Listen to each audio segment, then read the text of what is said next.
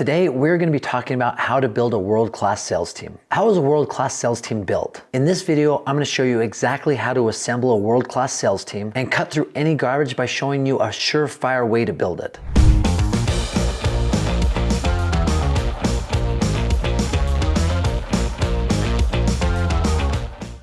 What type of environment fosters a world-class sales team? How does structure play a role in that team? And what type of compensation can drive teams to be world-class? Throughout this video, I'll answer those questions and give you real-world examples of how I've done it. If you're ready, let's go.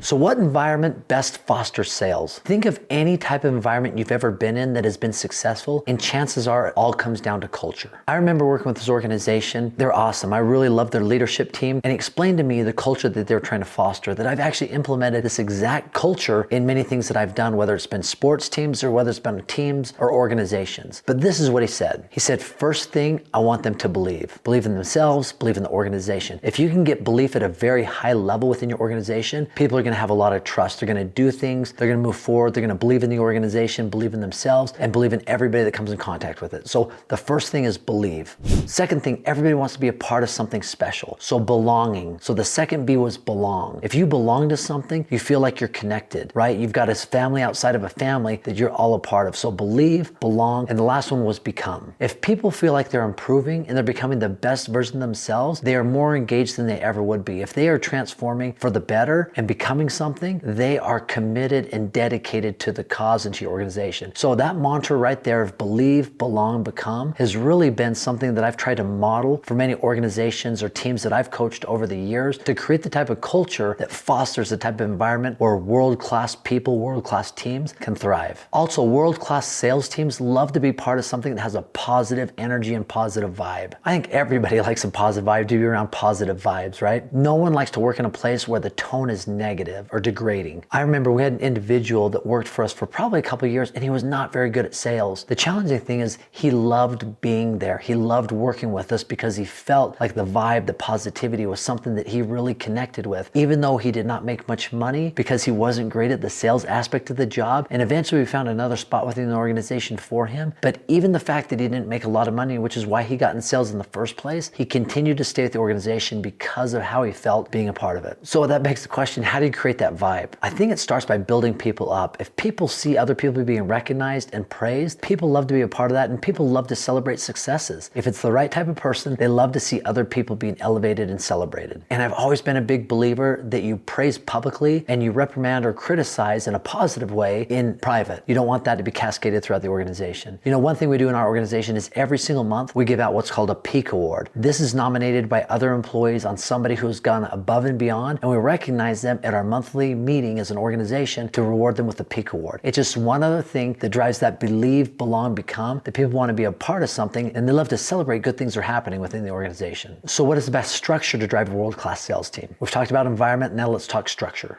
And first off, before we even drive into that, is why is structure so important to drive high performance? Well, even those people say they might not like a structure, most people thrive within a structure. It gives clarity, good energy, and it allows for productivity and purpose when you have a very solid structure. And what we found best on our world-class sales teams is at the head of the team, you have a team leader. That is the person who manages the day-to-day, everything about the team. That is who the people on his team go to ask questions. And then within that team, you've got sales representatives. And there's levels within there, those who are the prospectors, the consultants, or the probers. Those are the people that are doing those initial calls. And then you have the closers or directors. Those are the ones who finish up the sales. And all that flows to the team leader. And the team leader makes the decision on where those potential closes go. And even the closers and team leaders can engage at that basic level of selling, which is prospecting. But they've done so well at it. They've shown that they've proven that their craft is superior, that they elevate to those different levels within a team. So having a structure in a team really adds to the dynamic and clarity, which allows them to perform at their best and become world class. You know, and one thing we did to add even more energy and clarity to a team is we created assistant team leaders, right? So that gave a career path where people felt like, okay, I'm at this level. I might not be at the closer, or maybe I can't get to a team leader level, but I could move up and get to an assistant team leader. And that allowed the teams to grow even larger, because a typical team that we like to see on our sales floor is about maybe 7, 8 people total. But if you institute assistant team leaders, that team could potentially grow up to maybe even 12 to 15 people that are managed by 3 or 4 assistant team leaders. So it breaks it up into a level that can be managed managed at a micro level through assistant team leaders that then flow up to the team leader.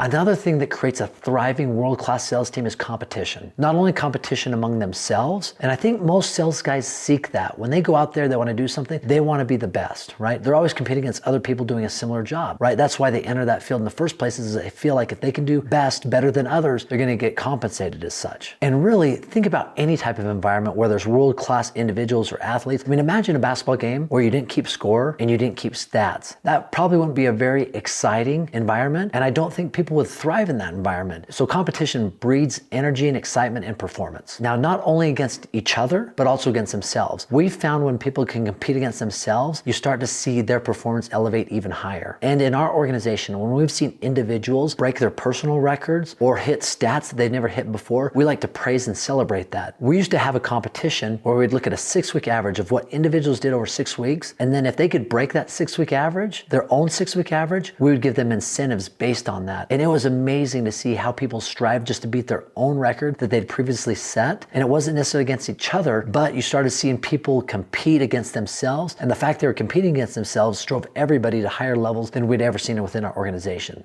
Now, one of the final aspects of creating a world-class sales team is compensation. Now, this can be a little bit tricky, right? Because how do you pay them? Do you pay them straight commission? Do you give them a base plus commission? And there's so many models. It'd be a whole episode on this talking about it. But whatever you do, I'd recommend that you get legal counsel to make sure you're doing it the right way. I know organizations who've only paid commission, right? They've treated them like a 1099 employee, but they were required to go to meetings, they were managed, and ultimately, organization says, nope, that's an employee, not an independent contractor. You now owe them some back pay. So whatever you do, make sure that you get the right legal counsel so it's set up the right way.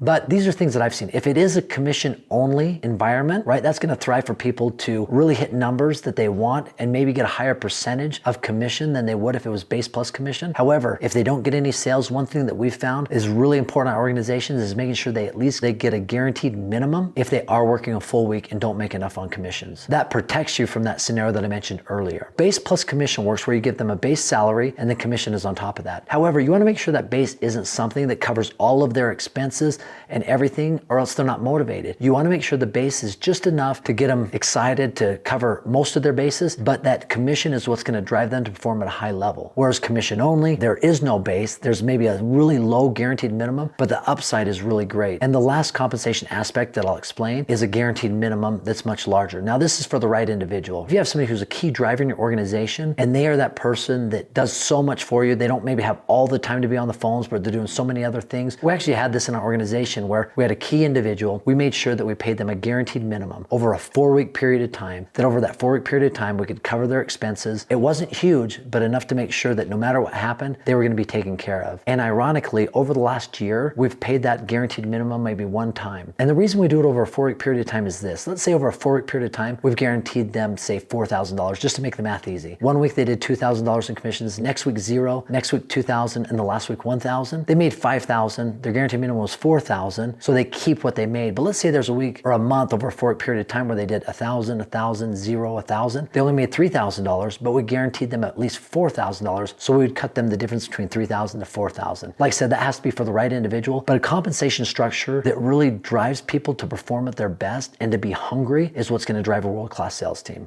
So overall, creating a world-class sales team, you do need that structure, you need the environment, and you need compensation. And one last little thing that might be very important is aligning certain objectives or spiffs or incentives to the overall company objective. If you can say, hey, if our company does X, everybody receives a little bit more, that just drives that so much more. So having that environment of believe, belong, become, tied with these other things and tying an incentive to a company metric is really going to drive performance for a high-performing, world-class sales team. Now, these are things that I've done that I've seen work really well in my business, but I'd be interested in hearing what you have to say. As always, just for stopping by, watching this episode, I'm going to give you a free training. It's aaronsalstraining.com. It is 10 modules of our best stuff when it comes to sales training called Persuasion and Influence. Normally, we sell that for $1,000. It's no charge. It's free for you. Just go ahead and click on the link below. And once again, thanks for stopping by. Have an awesome day.